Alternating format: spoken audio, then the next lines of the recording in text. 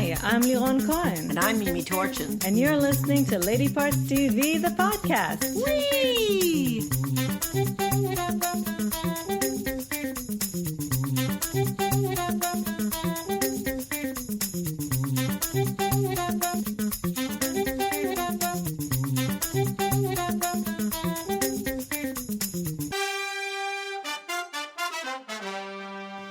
Hey, everybody. Hi. How are you all doing? We're happy to be back and tell you more about things that you should be watching. Definitely. And I don't know if you noticed this, Mimi, but I don't have stats this week. And the reason I have not provided stats this week is because the two shows that we've been mainly binging on were all men. All men, all the way. Terrible. So, yeah, I mean, the stars are women, but behind the scenes, it's men directors and writers. So, but we'll still tell you about them because they're good. But we did what? Yeah. So I had a couple of shows. I didn't. I'm just going to save them for next week when we have more to go on. So we're just going to dive right in, and the first show we're going to tell you about is coming out actually today as we're taping this. For you, you'll be hearing it tomorrow, so this will be a voice from the past. It's called it's called Tehran, like the city, like the city in Iran. It premieres on Apple TV Plus again today, Friday, September 25th, and it's an Israeli show, even if it's called Tehran. And it does take place supposedly in Tehran, right?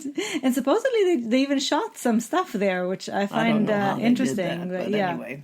Anyway, even though the show again was written all by men and directed all by men, it was one of the creators was a woman, Dana Eden, and the rest are a bunch of men who will not mean anything to you. So, but it's starring a very prominent woman as the lead. Niv Sultan plays a spy, an Israeli spy embedded in Tehran with a mission. Also, her handler is a woman, Niraz Charchi. She's really cute. She's very, as beautiful. I've been saying to you, she's grown up very beautifully. And this is, it's, one of our favorite things, spies, Mossad, and, very all cool. that stuff, very Homeland, It's, I believe, 8 episodes. It's not the best thing I've ever seen. But it's pretty good. But it's pretty good. I enjoyed it very much. I enjoyed it. It's very entertaining in a suspenseful way. We definitely binged on it. Very suspenseful. Right? We definitely binged on it. We finished all 8 episodes in, I think, 2.5 sittings, 2.5 nights. Pretty violent, but not overly. Not too violent. No. The next show we're going to tell you about is actually more violent. Of course. But it was, the reason I say it's not the best thing I've ever seen was because I did have to suspend my disbelief several times. But other than that, it was very enjoyable. We love the genre. We love Israeli shows. I think it's very relevant. Extremely. Right. And again, a woman lead. And even though, yes, of course, there are men all around her. Yes. She's the kick-ass. She's the heroine. She's the kick-ass of the show. And very interesting, surprising, and she does twisty. kick some ass. Very, very interesting. So we definitely recommend Sometimes it. you just don't know what's going on where. Right. It's going to premiere with 3 episodes and then a new episode every week. So you will not be able to binge as we did unless you save it for, to eat it all at once in the end. What was interesting also was that the main character was Iranian. Jewish Iranian and had fled with her family. It's actually not that interesting because no. What I mean is causes, it's something that's very. In Israel, everybody who lives in Israel came from somewhere. Okay. So it's not that unusual. But America too. But you've already been here for so long that you've had many generations. For us, it's not that unusual that a young person, even though I don't know how she could have... some people who didn't actually think that they didn't come from anywhere but America. Right. Although for her, I do have to say, I didn't know that the Jews still managed to get out of Iran and come to Israel so late. I knew that they managed to get out, quite a few decades ago. But this is interesting because it also looks at the lives of young Iranians and Iranians in general under the regime that they, have to endure. And That we might have to be in. Oh, please don't, please. But what I mean is, it's interesting because even though Iran is the enemy, the people are not. No. The people are just as oppressed and have divides among themselves. Which was also a good thing to be reminded of. Right. Even though, again, there are people who support the government and all that. We saw that. Right. It's a very interesting look at two societies. Again, that's another thing that you see on Homeland or you see on Fauda about how the state might be an enemy, but the people are just people. Yes. And even when we're people who are soldiers or spies or whatever, we're still just people, and we connect on a relatable level that doesn't think about that doesn't think about governments. And, and the acting is quite wonderful. I think, especially by some of the older actors. Oh yes, definitely, and there were some non-Israeli actors who also played in this. So anyway, we recommend it definitely. Tehran on Apple TV Plus, starting right now. Now, the second show we told you about last time, we gave you a heads up. This time we're going to partially review it because we can only base our review on the 4 episodes we've seen so far. And the reason we've only seen 4 is because it's not that easy to consume. No, and Lebron likes it a lot more than I do. Right. Although I like the last episode more than the rest of them. It's called Ratched, and it's on Netflix now. All 8 or 10 episodes? I'm not even sure. I don't remember. Again, created by Ryan Murphy and Evan Romansky, starring the phenomenal Sarah Paulson, who I just adore, and I am so grateful to Ryan Murphy for making her a star. For basically, for taking her, seeing everything she can do, and just saying, you know what, she's my muse. I'm going to just use her for everything. Also starring she's Cynthia wonderful. Nixon, Judy Davis, Sharon Stone. I haven't seen Rosanna Arquette yet, but she's supposed to be there. And this is, again, the origin story of Nurse Ratched from One Flew Over the Cuckoo's Nest. I keep saying Ken Kesey is turning over in his grave. Well, they had to buy the rights from somebody. But what I didn't know about this show was that it was going to be so lesbian-centric. The only thing that prevents us probably from... Well, no, there are 2 things that prevent us probably from watching too much of it at once, even though I would have probably been able to watch 2 at once. The first is the brutality, which is it takes place in a mental institute, and a mental institute that looks like a luxurious resort, exactly. And nevertheless, it's way back in the days when lobotomies and all sorts were of new. Right, but also after in the 40s. But all sorts of barbaric methods of quote unquote treatment were quite acceptable, and it's hard to watch. And Ryan Murphy, as you know, likes to be very graphic. The only reason that in this case maybe I'm more tolerant of it than I would be with American Horror Story is because there's an element of medicine to it, even if sometimes very far-fetched. And also because lesbians. No, yes, that's beside the point. But hold on, not for you. The second thing that I think also makes it a little hard to watch is the hyperrealism. Oh yes, it's highly saturated. The set, the costumes, it's a feast for the eyes. It's gorgeous to look at. It's just gorgeous. The costumes are sensational. The sets are exquisite. The camera work is magnificent. The cars are to die for. It's always something that I love. But it takes you out of the reality of it because it doesn't feel very real, right? And I think and it's arch. Yes, it's arch. Yes, a lot of it. But you know what? In a way, that also helps me deal with the brutality of it. Yes, because it reminds me that it's not real. It's exaggerated, and that's what keeps me from being drawn into it. Yeah. Well, it's an interesting approach that obviously elicits different responses from different people, but the bottom line is it's highly lesbian, and I knew that Nurse Ratched and Cynthia Nixon's character were going to have a thing, but I didn't realize that so much of the story is about repressed lesbianism and what it means and what it does to people. Repressed and closeted. And what I also love, I love that Nurse Ratched is not a one-dimensional character. No, she's she isn't. very interesting. She's very surprising, both in the way that she's written and the way that Sarah plays her. I'm highly and then the last episode we watched, episode 4, was really good. So good. Yeah, it turned me a little bit more towards it. I've been watching it because it's interesting and it's great to look at. I'm not quite as much as a lesbian as you. Yes, I like the lesbian aspects, but I'm not as big a Sarah Paulson fan as you are. I love her. Yeah. But sometimes I like her, sometimes I like her more. I never don't like her. Right. And it's hard. It's a hard subject matter, but I love the way it looks. It is so gorgeous to look at, and that goes a long way with me. It takes me out, but it also brings me in as a viewer, not as not as a participant so much. I mean, I do have to say, though, that just a word of warning if you haven't started watching it, the first couple of episodes, I think, are over-exaggerated more than the rest of the series. There's a lot more in it that kind of turned me off a little bit. And as we went into the series, there was less of that, as if it was trying to dazzle us more in the beginning. And then we kind of go into the story. We know the characters more. Much more humanity as you go in. There's some surprises. By the way, Judy Davis is both horrible and hilarious. She is so funny. I just love her as Nurse Bucket. Head Nurse Bucket. Anyway, or so she thinks. I think, exactly. I think that one a day is a good. Well, no, but I mean, not even. I'm happy to watch at least one a day. Is what I mean. And I know that for you, that's the top limit. For me, that's the bottom limit. So that's good. Okay. Anyway, Ratched, we would love to hear your thoughts on it because I've seen mixed reviews. So I'd love to know what you thought of it. So Ratched is on Netflix right now. Now, an actual network show.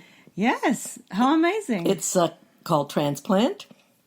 It's Tuesdays on NBC, created by Joseph Kay. And while it is definitely a medical drama, it's not about transplants. No, not even close. Well, I think there was a story about a heart someone who needed a liver transplant. I mean, as in all hospital dramas, there's always transplants that are necessary.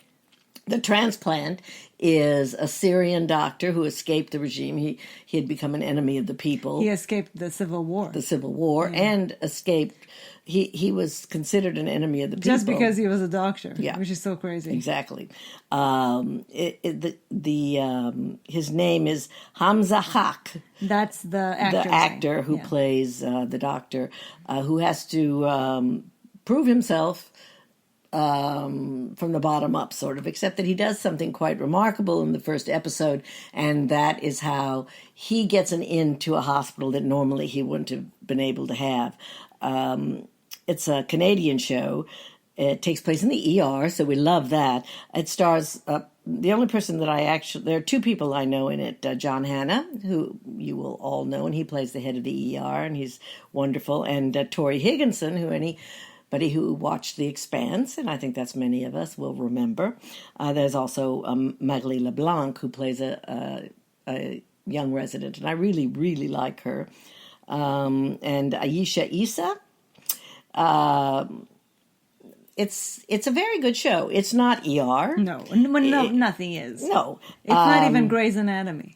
But it's but it's a medical drama, which we are desperate for. We are missing our shows so much, and I think it's very good. It's very engaging. It's very relevant. That's for sure. He takes care of his sister and his young little sister, and that's his whole sort of aim, is to be there for her. But he's also, and he's for a his doctor. fellow Syrians. He also is in touch with people who are still back at home, and he helps them. And they help him. And one in town. And other refugees, some of them legal, some of them not. Yeah. And I think that alongside being a medical drama, which is, like a typical medical drama, it also shows you the plight of refugees in the countries that do take them. Yes. And don't put them in cages. Exactly, and what they have to go through, and I think I don't think we've had a show like that before, so it's an interesting insight into the plight. And even Canada, though, is hunting down some of their illegals. It's not just America. It's, I think, all but at countries. least they let them in. Yes, at least they let them in and don't put them in cages. Exactly. Right. So anyway, it's very good. I recommend it. It's on NBC Tuesday nights at 9 or 10. I don't know, whatever. You'll look it up. And it's called Transplant. Now we have a new movie review called The Keeper, which will premiere October 2nd on Kino Marquee, which we love. They have wonderful films, I feel, starring David Cross and Freya Mavor. It's a true story. Takes place right after the war. Bert Trautmann, who was a German soldier who was a prisoner of war in England, who becomes the goalkeeper of Manchester City Soccer. Someone spots him playing at the camp and gets him out. And then someone sees him in this small town, a scout, and he goes to Manchester City and assigned as the goalie. As more comes out about who he is, and he was just a soldier. He wasn't... he didn't work in a camp or anything. He was just a soldier.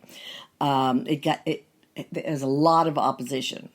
And he's helped a lot by a rabbi who who fled Germany, and who writes an editorial in favor of giving him a chance. Apparently, Manchester had a big Jewish population. He has a relationship and ultimately marries a British girl, and it's his life as a refugee, as a goalie who becomes practically the most famous goalie of his time. He's a goalie for a very long time. There's a crawl at the end that tells you all the good things that happened to him, and but he has to overcome some hardships. Yes, and definitely. He and his wife. But what really wins over both his teammates and the country is he probably wins for them the 1956 FA Cup final with a broken neck. Playing with a broken neck. And they realize he's playing with some kind of a terrible thing. He's knocked down. He's in pretty bad shape, but he still helps to win the game. Now, I just want to say, you might be asking yourself, well, why is this a Lady Parts movie? And the answer is, sometimes we just tell you about movies that we like, but also any movie that has to do with World War II, you might know by now, I'm immediately fascinated with. And also his wife is quite central to the film. And she's wonderful. I like movies about sport. I think... I don't, but I watched it despite the fact. I'm not a particular soccer fan, but I like... Soccer is actually not central in this. What I like is the excitement, and I like what people are willing to sacrifice, and I like how much it means to the people. The people needed something. Well, and we after should say, the war, this is not Brits, a soccer movie. No, it's not a soccer movie. It's a human movie. Yeah, the soccer is very minimal here. Yes, actually, it's mostly about the relationships. Mm-hmm. It's about also some of his memories from what he has been through and his time in the war and that haunt him, and the tragedies that he goes through with his wife in his life right now. So it's actually, I was trying to kind of think, because there were different things in the movie that happened to him, and really it's just a life story. It is, and it's just a life story. I found it very engrossing. I loved it. Yeah, and it was beautiful to look at. As always, it's gorgeous to look at. Anything that they don't live, I think, by the sea, but they go to the sea, and whenever you go to the sea, that's it. I'm yours. But it's very well shot. It's a little sepia colored with color, of course. Yeah. But it has this kind of nostalgic look to it. It's very, very good. I highly recommend it. So The Keeper is going to be again premiering on October 2nd on kinomarquee.com, which we've told you about before. It's a wonderful place to watch new movies. They figured it out. Excellent new movies. Yes, they figured it out. They just released them there for you to rent, because it probably will be in some very select theaters, even more select than usual. But stay home and watch it. Yes, it's directed, I didn't say, by Marcus H. Rosenmüller. You just wanted to say that, didn't you? I did. Yeah. Because I don't think it'll mean much to anybody. Anyway, it's German-British film, yeah. Just to mention that. It's very moving. The Keeper on kinomarquee.com. And finally, we can't really let you go without telling you a little bit about our thoughts the Emmys. After the Emmys, which were this year in a different platform and format. Not platform, but format. Yes. They had to do distancing and remotely and Zoom. I thought it was wonderful. I thought the show itself was done very well. Jimmy Kimmel was great. He's so relatable and adorable. He is, and he found a way to, as opposed to Ricky Gervais, he manages to take the Mickey out of things and be funny, but gently, kindly, and you can't ever really be angry with him.